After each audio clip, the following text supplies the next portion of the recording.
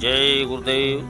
जय गुरुदेव नाम किसका? प्रभु का पावन प्यारा नाम जय गुरुदेव। बाबा जी का कहना है शाकाहारी रहना है। जब जब होए धर्म कै हानि, बाढ़ असुर अधम अभिमानी। तब तब धरि प्रभवित शरीरा, हरय कृपानिधि सज्जन पीरा। जब जब इस धरती पर धर्म का लोप होता है, मानव के अंदर से मानवता चली जाती है, इंसान इंसानियत को छोड़कर हैवानियत के रास्ते पर चलने लगते हैं, लोगों का खान पान अशुद्ध हो जाता है, नज़रों में माँ बहन बहू बेटी की पहचान खत्म हो जाती है। ऐसे समय में कोई न कोई शक्ति इस धरती पर धर्म की स्थापना करने के लिए आती है, लेकिन हम सब अज्ञानी जीव समय पर उन शक्तियों की बात को नहीं मान पाते। जो लोग मान लेते हैं उनका लोक परलोक दोनों बन जाते हैं। जो लोग समय की शक्ति की बात नहीं मान पाते उनका भारी नुकसान होता है। प्यारे, ये संदेशा जन जन तक पहुंचना चाहिए, क्योंकि हमारा मकसद है समाज में उजाला फैलाना। मैं न बाबा हूँ, न साधु हूँ, न सन्यासी हूँ, न संत हूँ, कुछ भी नहीं। मैं तो एक छोटा सा बालक हूँ।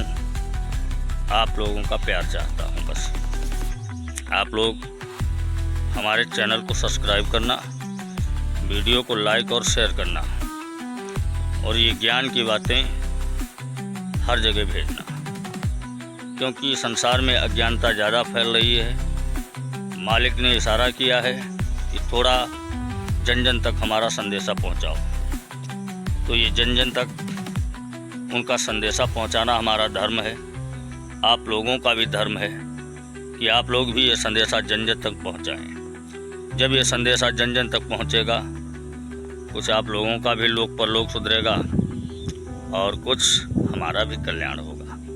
मैं अपना ही कल्याण नहीं बल्कि जन जन का कल्याण चाहता हूँ। भाइयों बहनों, जब जब इस धरती पर त्रेता में भगवान राम आए तो समय के विद्वान उनकी बात को नहीं माने। रावण जैसे विद्वान को भी राम नाम पर शंका हो गई। कितना बड़ा नुकसान हुआ, कितना बड़ा नुकसान हुआ। आप सब लोग जानते हैं, धर्म की स्थापना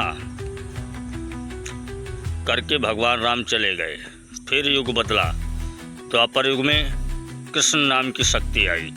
योगेश्वर भगवान कृष्ण को लोग समय पर नहीं पहचान पाए, उनके साथ लोग लड़ाई झगड़ा किए। कितना बड़ा नुकसान लोगों का हुआ। महाभारत जैसी लड़ाई हो गई। साधारण लड़ाइयों की तो बात छोड़ दो, क्यों उनकी बात को लोग नहीं मानते थे ना। अगर मान जाते तो इतना बड़ा महाभारत जैसा युद्ध ही नहीं होता। तो समय को पहचानो, कौन शक्ति किस समय की आई हुई है। कोई दाढ़ी वाल जटा से संत नहीं हो सकता है। संत कौन होता है? जो अपने इंद्री, मन वाणी कर्म इंद्री सारी चीज़ों को एकाग्र करके परमात्मा का भजन करता है। वो क्या होता है?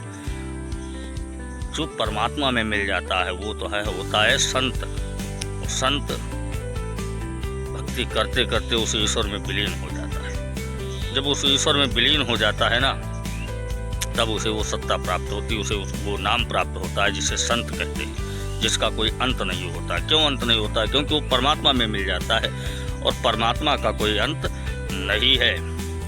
और उसी प्रकार जो उससे मिल जाता है उसका भी कोई अंत नहीं होता है। तो भाइयों बहनों, हमारा सभी से निवेदन है कि ये संदेशे को जन जन तक पहुँचाओ। और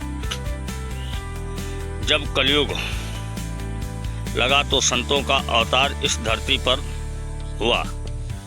प्रकट रूप में इस धरती पर पहले संत कबीर दास जी आए। उन्होंने साहब नाम प्रभु का जगाया हुआ, जिसका संसार में उजाला फैलाया।